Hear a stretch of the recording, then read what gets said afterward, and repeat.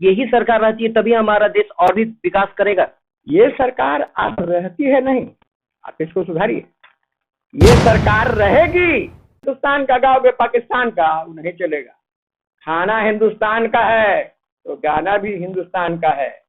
और या अली नहीं, जय श्री राम कहोगे तभी होगा कल्याण, समझ लो बाबर की संतान। नमस्कार, मैं नरेंद्र प्रताप और आपका एक बार फिर से स्वागत है जनचक्र टाइम्स में। अभी हम आ पहुंचे हैं एक ऐसे शख्स के पास जिनको पहचान की मोहताज नहीं है और वो भारत के जाने माने पत्रकार के रूप में भी जाने जाते हैं और अध्यात्म की दुनिया के एक सेवक के रूप में भी जाने जाते हैं और पत्रकारिता क्षेत्र में इनको एस.एन. श्याम से जाना जाता है। आइए मिलते हैं पीठाधीश्वर महाराज श्री एस.एन. श्याम जी से। जी नमस्कार सर। नमस्कार नरेंद्र जी, जेसीडी टाइम को बहुत बहुत धन्यवाद जो आपने आज हमें इसके लिए उपयुक्त समझा। हम आभारी हैं प्रभु के। भगवान राम 22 तारीख को अपने घर पधारेंगे। अपने घर क्या, घर में तो थे ही, लेकिन जो एक टेंट में थे विधर्मियों कुधर्मियों ने जो उनको एक टेंट में कर रखा था, और अब भगवान रामलला अपने घर में आएंगे तो निश्चित रूप से पूरे देश में एक उत्सव का माहौल है। तो आप सर इसमें आप अपना क्या योगदान दे रहे हैं? देखिए, योगदान की जहां तक बात है, हम तो भगवान के सेवक हैं और मैं लगातार भगवान की सेवा में रहता हूं, भगवान का नाम जप करता हूं। मेरे नियमित पूजा में एक नाम जो है, 108 माला जो है वो श्री राम नाम का रहता है। और योगदान की जहां तक बात है, कल मेरे घर पे अक्षत आया प्रभु का। मैंने परसों सोचा कि मेरे पास आज तक अक्षत नहीं आया है रामलला का, मैं फेसबुक पर लिखूं इसे, लेकिन प्रभु की ऐसी कृपा कि मैंने अर्जी लगाई सिर्फ, और कल उनकी मर्जी लग गई कि मेरे घर पे अक्षत आया भगवान का, रामलला का की तस्वीर, मंदिर की तस्वीर आई। और जब जरूरत पड़ेगा हम उनको योगदान देंगे। अगर भगवान वहां से बुलाहट होगा तो हम जाएंगे, लेकिन चूंकि 22 तारीख को वहां बहुत ज्यादा भीड़ है, अत्यधिक भीड़ होगी, चलना फिरना मुश्किल होगा, तो हमने एक छोटा सा कार्यक्रम का आयोजन किया है संजय नगर में, जहां भगवान राम का जब जन्म उत्सव होगा, राम लला जब अपने घर में पधारेंगे तो उस समय जो निर्धारित समय है 11 से 1 बजे के बीच का, हम वहाँ हनुमत कथा करेंगे, हनुमान चालीसा का सामूहिक पाठ होगा और भगवान के नाम का जप कीर्तन होगा। ये हमारा योगदान जो है, प्रभु की असीम कृपा है जो उन्होंने हमें ऐसा करने का, सेवा करने का मौका दिया। क्योंकि बड़े भाग मानुष तन पावा, और मानुष तन पाके मनुष्य तन क्यों पाते हैं, देवता भी तरसते हैं, क्यों तरसते हैं? इसलिए कि देवलोक में वो अपने वैभव में व्यस्त रहते हैं। देवलोक में जो यहाँ से प्राणी जाता है, उनके कर्मों के अनुसार उनको सबको अपने कर्मों के अनुसार फल देने में व्यस्त रहते हैं, इसलिए वो एक दूसरे का नाम नहीं ले पाते। लेकिन धरती पर आकर के देवादिदेव महादेव से लेकर के और भगवान विष्णु के अवतार भगवान राम का नाम लेने के लिए लोग जो है ललायित रहते हैं और राम का नाम लेते हैं, कल्याण होता है।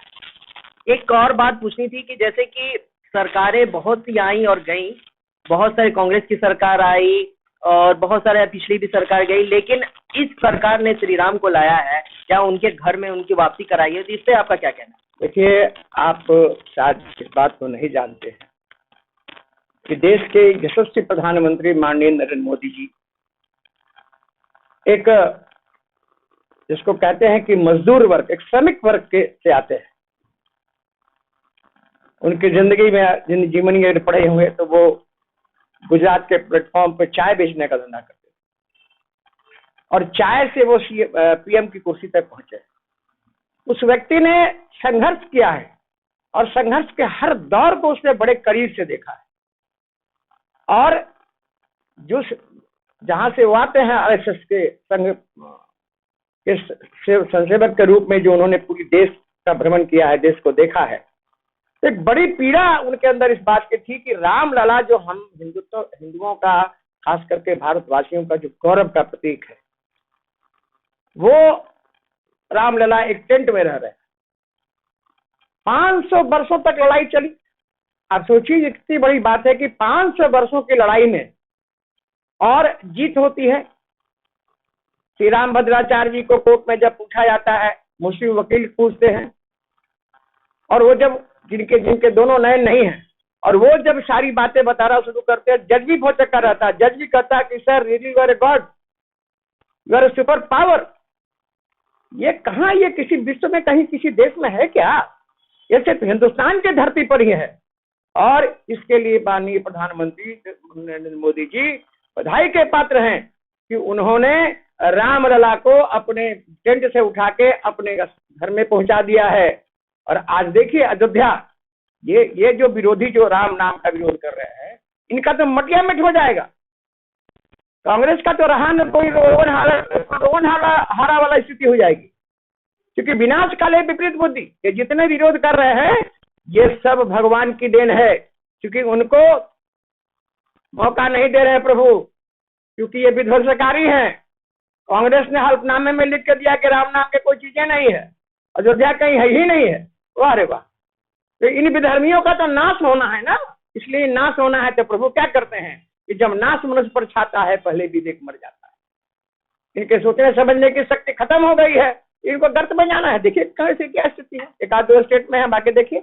और इस बार देख लीजिएगा, तो आपको देखना है तो ज्यादा देखिए जाकर के सीतामढ़ी के पुनौरा धाम में क्या खुशी का माहौल है, जहां माँ जानकी पैदा ली थी, जहां से राम जी का ससुराल है, जाके देखिए वहां क्या स्थिति है। वहां आज हर घर से, हर मोहल्ले से कोई ऐसा घर वहां नहीं है, कोई ऐसा इलाका वहां नहीं है जहां से सीता अयोध्या सौगात नहीं भेजी जा रहा हो। गहना, कपड़ा, मिठाई जो है प्रभु 100 ट्रकें जा रही है। ये विरोधी जो है इन जाएंगे, इनका सर्वनाश होना है। इनको कहा ना आता कि रहा ना कोई रोवन हारा, इनके कुल में कोई रोने वाला नहीं रहेगा। कांग्रेस का तो ऐसा विनाश होगा ना कि इसको कोई रोने वाला है ये नहीं है। ये सब छोटी मोटी पार्टियां, ये केजरीवाल, ममता बनर्जी, ये सब क्या है? सब कुछ नहीं है, ये सब कुछ नहीं है। ये तो ऐसे ही मिट्टी हुई है, इनको कोई जानता है क्या? ये आगे तो इनका विलय है, इनका विलय नहीं, इनका विनाश तय है, इनका विनाश तय है। जिसमें भी आप इतिहास उठा के देखिए, रावण जैसा प्रकांड विद्वान मैं कह रहा हूं, हालांकि वो भी घोर दुराचारी था लेकिन विद्वान था। और रावण जैसे प्रकांड विद्वान ने राम का विरोध किया, क्या हुआ? सोने की लंका उसकी भस्म, सोने की लंका उसकी भस्म हो गई। तो जब सोने की लंका नहीं बनी थी, किस खेत की गाजर मूली है? इनका कोई वैल्यू है क्या? इनका कोई वैल्यू है? कांग्रेस का तो इतिहास रहा कि इंदिरा गांधी से लेकर नेहरू जी तक आज तक कोई गया ही नहीं अयोध्या। और जहां तक ये कहते हैं कि विकास नहीं हो रहा है, सिर्फ मंदिर का निर्माण हो रहा है, मंदिर का निर्माण मोदी जी थोड़े करा रहे हैं, मंदिर का निर्माण तो सुप्रीम कोर्ट के आदेश में हो रहा है। और जाके देखिए विकास क्या हो रहा है। राम राज्य के बाद पहली बार मोदी राज्य में वहां हवाई अड्डा बना है, और पुष्पक विमान से भगवान राम जो है वो बर्मा से लौटे थे, और उसके बाद महर्षि वाल्मीकि एयरपोर्ट पर पहली बार वहां जो विमान उतरा है। अयोध्या स्टेशन देखिए, जो फैजाबाद के नाम से मशहूर था, मुगल शासकों के नाम पर अयोध्या धाम हो गया। और आज अयोध्या की कोई ऐसी गलियां नहीं है, कोई ऐसी सड़कें नहीं है, कोई ऐसे मोहल्ला नहीं है जहां देखिए चकाचक। और विकास हो रहा है, विकास हो रहा है। 22 तारीख को तो वहां 3000 तो खाली निमंत्रण गया है, और कितना लोग आज पूरा देश दौड़ रहा है किधर? अयोध्या की तरफ। कोई पैदल जा रहा है, कोई साइकिल से जा रहा है। आप देखिए वहां विकास, जब लोग जाएंगे रहने, खाने, पीने, ठहरने, सबका तो वहां होगा ना। और अब ये तो हम तो कहते हैं कि मेरी तो मांग है कि दुनिया के 8वें आश्चर्य के रूप में रामलला के मंदिर को रखा जाए। ये 8वां आश्चर्य है कि 500 वर्षों के बाद, लड़ाई के बाद हिंदुत्व की जीत हुई। और किससे? सरकारें ने नहीं, सुप्रीम कोर्ट ने, जो सर्वोच्च न्यायालय है, न्यायिक लड़ाई में हम जीते। ये प्रभु की कृपा ही है। प्रभु इतने दिन तक 14 वर्षों तक वनवास किया, 500 वर्ष तक अयोध्या में रह करके भी वो टेंट में रहे, अब कितना अच्छा। तो जैसे लगता है सर कि मतलब अब लगता है कि आने वाले समय भी अगर यही सरकार रहती है तभी हमारा देश और भी विकास करेगा। ये सरकार आप रहती है नहीं, आप इसको सुधारिए। ये सरकार रहेगी, ये सरकार रहेगी। मैं बहुत कुछ बातें हैं जो मर्यादाओं के अंदर मैं नहीं कह सकता, लेकिन कश्मीर से धारा 370 हटाना, आने वाला वक्त मोदी का जमाना है और यह भारत जो है, यह हिंदुस्तान जो है हिंदू राष्ट्र घोषित होगा। और वो जो चिल्ला रहे हैं बैठ कर ना सीमा के उस पार ड्रोन से हथियार गिरा रहे हैं, उनका तो समूल नाश ऐसा ही हो रहा है। वहां हाहाकार मचा हुआ अन्न के लिए, पानी के लिए, बिजली के लिए। और जो पीओको है वो आने वाले भविष्य में 2024 के बाद वो हिंदुस्तान की कश्मीर की भाइयों का हिस्सा होगा। आप इसे नोट कर लीजिए, मैं आज आपको कह रहा हूं। और भारत का देश है, हिंदुस्तान हिंदुत्व का देश है। हम किसी को भगाना नहीं चाहते, हम किसी अल्पसंख्यक को भगाएंगे नहीं, लेकिन हम हिंदू राष्ट्र घोषित, ये हिंदू राष्ट्र बनेगा। जाके देखिए ना, नेपाल में हिंदू राष्ट्र नहीं है तो वहाँ मुसलमान नहीं है, रहता है मुसलमान पहले वहाँ 1% था, 4% हो गया है, बढ़ गया है। हम कहाँ किसी को, कहाँ नेपाल किसी को भगा रहा है? तो हम भी हमारे सीमा में रहोगे, खाओगे हिंदुस्तान का, गाओगे पाकिस्तान का, नहीं चलेगा। खाना हिंदुस्तान का है तो गाना भी हिंदुस्तान का है। और या अली नहीं, जय श्री राम कहोगे तभी होगा कल्याण। समझ लो, बाबर की संतान, ये जो बैठा है ना हैदराबाद में, बाबर की संतान, अगर चाहते हो कल्याण तो बोलो जय श्री राम। चलिए, बहुत अच्छा लगा आपसे बात करके श्याम जी। और आखिरी के 2 लाइन आपसे बात करना चाहेंगे कि आप हमारे दर्शकों को कुछ संदेश देना चाहते हैं। और संदेश क्या है भाई? संदेश यही है कि 22 तारीख को अपने अपने घरों में राम ज्योति जलाइए और जहां मौका मिले हनुमान चालीसा का पाठ कीजिए, हनुमत कथा कहिए, सुंदर कांड कहिए, जय श्री राम का नारा लगाइए।